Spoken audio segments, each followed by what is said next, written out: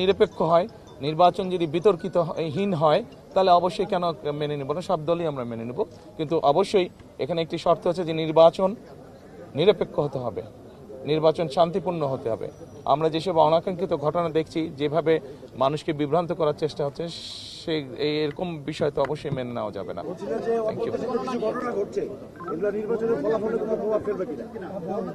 এগুলা নির্বাচনে যারা এইসব ঘটনা ঘটাচ্ছে তাদের প্রতি তো মানুষের বিরূপ ধারণা হবে বলে আমরা বিশ্বাস করি, কারণ ঘটনাগুলো তো ভালো না। তারা তো বিভিন্নভাবে বিভ্রান্ত করার বা অনৈতিক কাজ করার তারা চেষ্টা করছে, কাজে তাদের প্রতি নিশ্চয়ই মানুষের বিরূপ ধারণা হবে।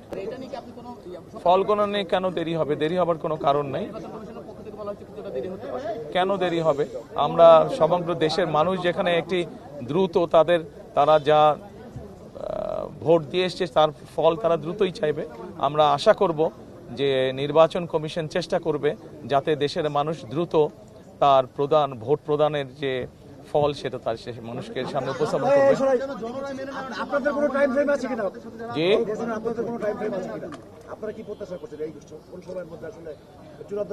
দেখুন, আমরা 91 সালে দেখেছি নির্বাচন, আমরা 96 সালে দেখেছি, 2001 সালে আমরা নিরপেক্ষ নির্বাচন দেখেছি। স্বাভাবিক একটি তো সাধারণ টাইম ফ্রেম তো আছেই। আমরা প্রত্যাশা করব যে সেই টাইম ফ্রেমের মধ্যেই জনগণ রেজাল্ট জানতে পারবে।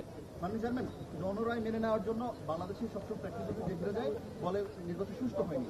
আপনার জায়গা থেকে আপনারা জনরায় মেনে নেবেন কিনা এবং যারা হেরে যাবে তাদেরকে মেনে নেওয়ার জন্য আহ্বান জানাবেন? নির্বাচন যদি সুষ্ঠু, নির্বাচন যদি নিরপেক্ষ হয়, নির্বাচন যদি বিতর্কিতহীন হয় তাহলে অবশ্যই কেন মেনে নেব না, সব দলই আমরা মেনে নেব। কিন্তু অবশ্যই এখানে একটি শর্ত আছে যে নির্বাচন নিরপেক্ষ হতে হবে, নির্বাচন শান্তিপূর্ণ হতে হবে। আমরা যেসব অনাকাঙ্ক্ষিত ঘটনা দেখছি, যেভাবে মানুষকে বিভ্রান্ত করার চেষ্টা হচ্ছে, সেই এরকম বিষয় তো অবশ্যই মেনে নেওয়া যাবে না, কেউই মেনে নেবে না। আমার কাছে মনে হচ্ছে যে ভোটার উপস্থিতি আমি যতটুকু ঢাকা শহরের দেখেছি, আমার কাছে মনে হচ্ছে আলহামদুলিল্লাহ মানুষ অত্যন্ত উৎসাহ ভরে তার ভোট প্রয়োগ করতে যাচ্ছে।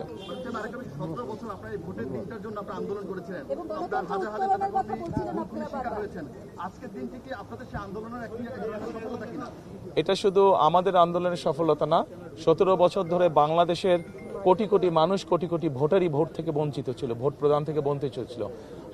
আমি মনে করি যে এটা সমগ্র বাংলাদেশে যে প্রায় 13 কোটি ভোটার আছে, সকলের জন্য এটি একটি উল্লেখযোগ্য দিন, সকলের জন্য একটি স্মরণীয় দিন আজকের দিনটি।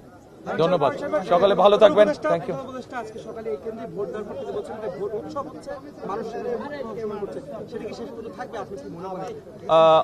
প্রধান উপদেষ্টার কাছে যেহেতু উনি সরকারে আছেন, ওনার কাছে হয়তো ইনফরমেশন বিভিন্নভাবে থাকতে পারে। আমি যেহেতু এখনো সেভাবে সারা দেশে ইনফরমেশন জানেন, কাজে আমি এ ব্যাপারে বলতে পারবো না। আমি শুধু ঢাকা শহরে যতটুকু দেখেছি, আমি তো বললামই যে মানুষের মধ্যে উৎসাহ উদ্দীপনা আছে। আমরা বিশ্বাস করি গত 2 দিনে যেভাবে দেখেছি মানুষজন লঞ্চ, স্টিমারে, ট্রেনে, বাসে করে বিভিন্ন উৎসাহ নিয়ে দেশে ফিরে গিয়েছে, যার যার এলাকায় ফিরে গিয়েছে ভোট প্রদানের জন্য। আমরা প্রত্যাশা করি যে সেই উৎসাহটার প্রতিফলন আজকে নিশ্চয়ই থাকবে বিভিন্ন জায়গায়। জামাত ইসলামের বেশ কয়েকজন এজেন্ট বা সদস্য তারা অস্ত্র নিয়ে ধরা পড়েছে, টাকা নিয়ে ধরা পড়েছে, এই বিষয়গুলো নির্বাচনকে আসলে আজকে সকালেও আমি কোনো একটা নিউজে দেখেছি, আজকে সকালেও বোধহয় ঘন্টা 2 আগেও একই ঘটনা ঘটেছে। ধন্যবাদ সাংবাদিক ভাইরা, ভালো থাকবেন সকলে। আসুন আমরা চেষ্টা করি।